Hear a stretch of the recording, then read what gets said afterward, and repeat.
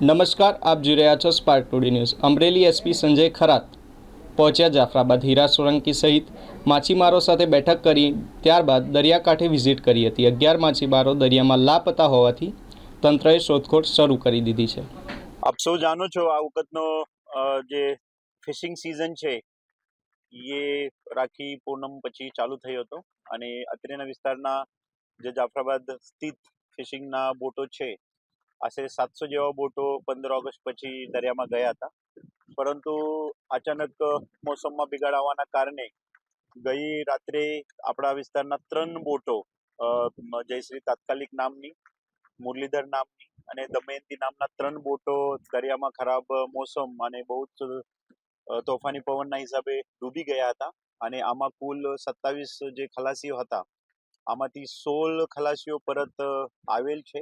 આમાં અમુકને medical treatment ચાલે છે, પરંતુ અન્ય જે 11 ખલાસીઓ આ બોટ ઉપર હતા એ હજી ગુમ છે.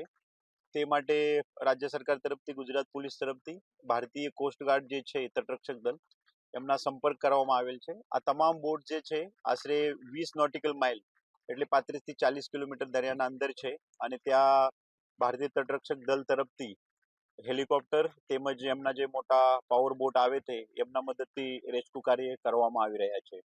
સાથે સાથે સૌ માછીમારી ભાઈને અમારા તરફથી વિનંતી છે કે હાલ દરિયો બહુ તોફાન ચાલે છે, દરિયો બહુ રફ છે, તો હાલ જે કુલ 60-65 જેવી બોટો દરિયામાં છે એ પરત આવવા ઉપર બાકી છે.